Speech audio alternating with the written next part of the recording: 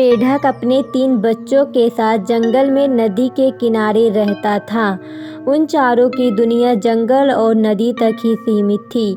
बाहरी दुनिया से उनका कोई वास्ता नहीं था। खाते पीते बड़े आराम और मज़े से उनका जीवन कट रहा था। मेढक हष्ट-पुष्ट था। उसके बच्चों के लिए वह दुनिया का सबसे विशालकाय जीव था। वह रोज़ उन्हें अपनी बहादुरी के किस्से सुनाता था। उनकी प्रशंसा पाकर फूला नहीं समाता था। एक दिन मेढक के तीनों बच्चे घूमते घूमते जंगल के स्थित एक गांव में पहुंच गए।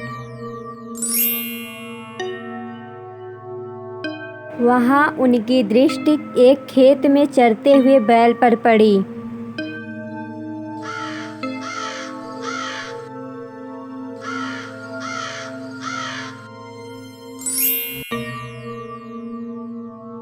इतना विशाल काया जो उन्होंने पहले कभी नहीं देखा था।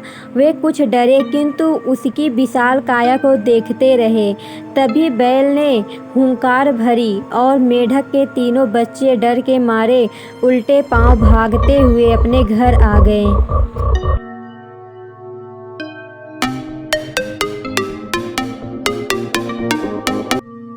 बच्चों को डरा हुआ देखकर जब मेढक ने कारण पूछा तो उन्होंने विस्तार पूर्वक बैलों के बारे में बताया।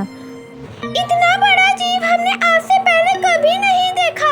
हमें लगता है कि दुनिया का सबसे विशालकाय जीव आप नहीं, वह है। अपने बच्चों की बात सुनकर मेढक को बुरा लगा।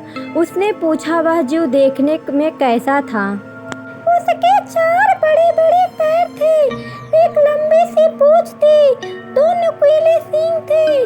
शरीर तो इतना बड़ा कि आपका शरीर उसके सामने कुछ भी नहीं। बच्चे बोले। यह सुनकर मेढक के अहंकार को जबरदस्त ठेस पहुंची।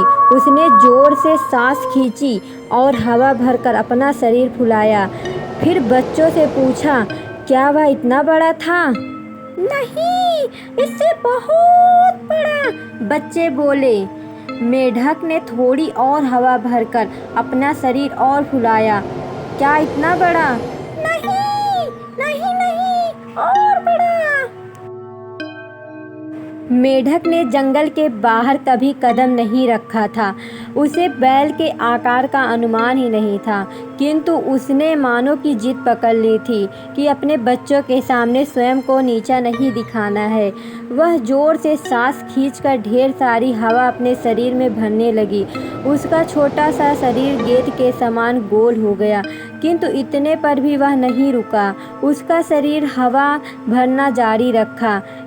उसने इतनी सारी हवा अपने शरीर में भर ली कि उसका शरीर वह संभाल नहीं पाया और फट गया। अपने अहंकार से मेढक के प्राण परूख उड़ गए। सीख: अहंकार पतन का कारण है।